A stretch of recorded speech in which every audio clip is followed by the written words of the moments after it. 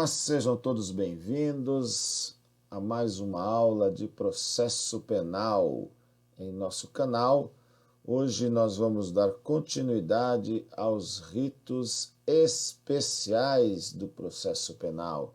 Nós estamos falando aqui hoje dos crimes contra a honra, previsto lá no capítulo 3 do Código de Processo Penal, do processo e do julgamento dos crimes de calúnia e injúria de competência do juiz singular, tema compreendido entre os artigos 519 a 523 do Código de Processo Penal.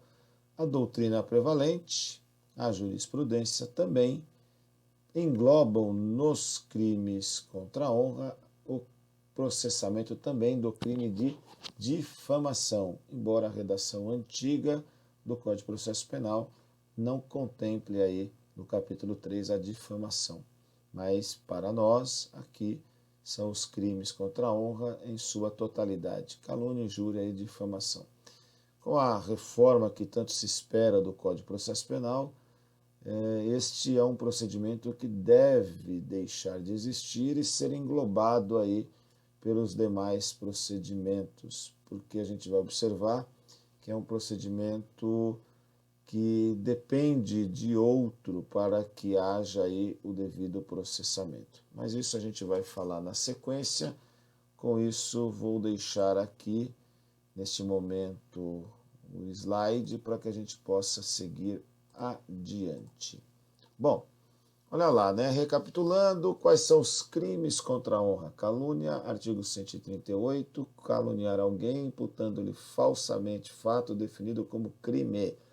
Pena detenção de 6 meses a 2 anos e multa.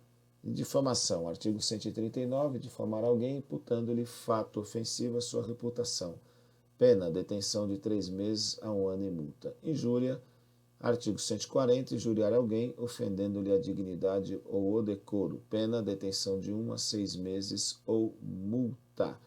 Estamos observando que são todos crimes ou são todos infrações de menor potencial ofensivo.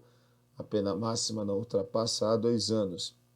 Mas nós não vamos utilizar o rito especial, o rito sumaríssimo, logo de cara, né? Então a gente precisa compreender o que traz o rito especial dos crimes contra a honra. A regra está aqui no artigo 520. Antes de receber a queixa, o juiz oferecerá às partes, quem são partes, querelante e querelado, oportunidade para se reconciliarem, fazendo-as comparecerem em juízo e ouvindo-as separadamente, sem a presença dos seus advogados, não se lavrando termo. Por se tratar de direito disponível, previu aqui o Código de Processo Penal, previu o legislador, momento de conciliação, porque não vamos falar aqui em audiência, mas é um momento de conciliação.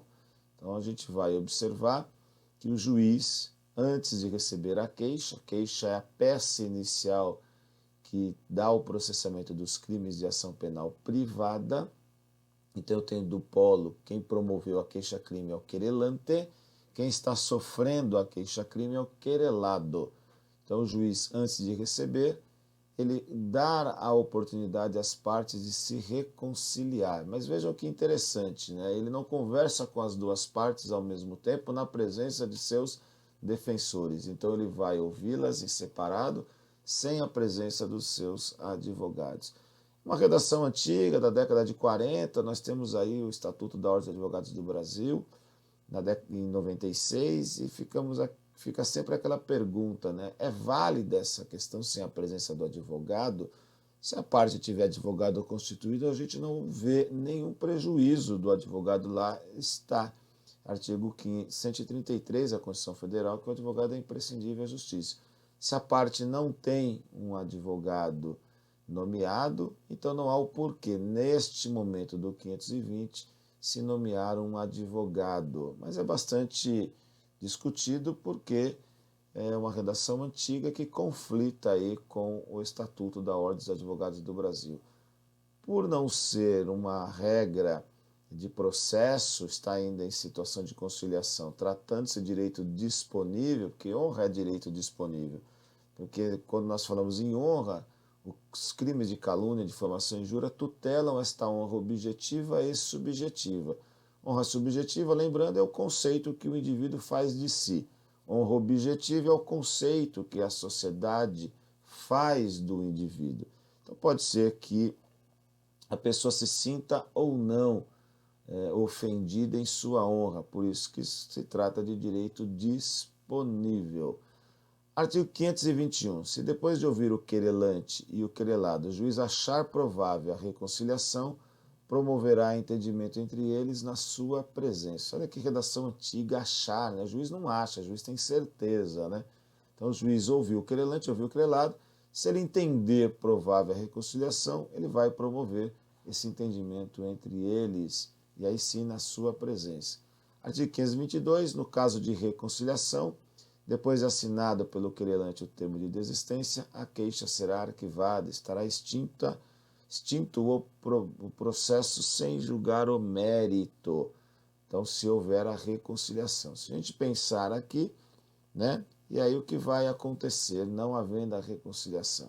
Não sendo possível a reconciliação entre as partes, o juiz prosseguirá de acordo com as regras processuais da Lei 9.099 de 95, na medida em que os crimes contra a honra, em regra, possuem pena máxima não superior a 2 anos. Somente quando se tratar de crime de calúnia agravada por alguma das causas de aumento de pena, lá do artigo 141 do Código Penal, ou quando for caso de injúria racial, é que a pena máxima será superior a 2 anos, estará afastada a competência do juizado especial criminal.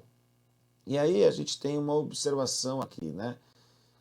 Curiosamente, o artigo 519 do Código de Processo Penal dispõe que deverá ser seguido o rito ordinário, apesar de a pena máxima em abstrato ser inferior a 4 anos, que é o caso da calúnia agravada, por ter sido cometida na presença de várias pessoas ou por meio que facilite a divulgação.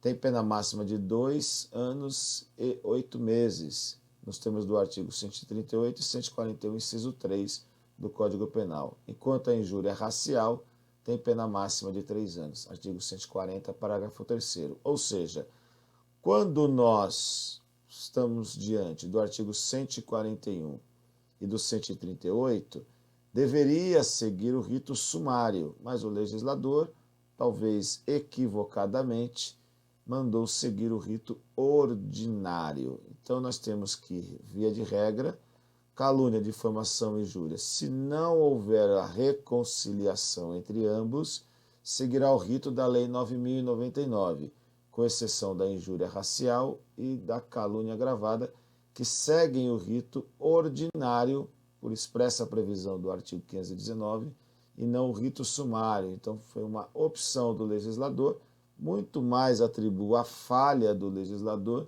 que efetivamente uma política processual. Eu atribuo mais, repito, a uma falha do que a esta política, porque o correto, se é a Lei 9.099, deveria seguir o rito acima, que é o rito sumário. Mas, de qualquer forma, se segue o rito da Lei 9.099, com composição civil do dano, com transação penal, e o processo sumaríssimo, caso não haja nem composição nem transação penal.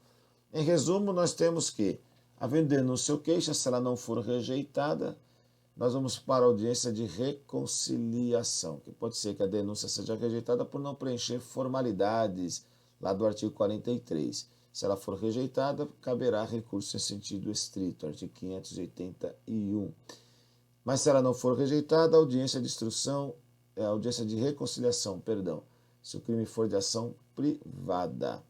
E aí nós vamos ter aqui o recebimento da denúncia ou queixa, prosseguimento do feito com a adoção do rito sumaríssimo, se a pena máxima não for superar a 2 anos, e do rito ordinário nos demais casos, que é injúria racial e calúnia agravada.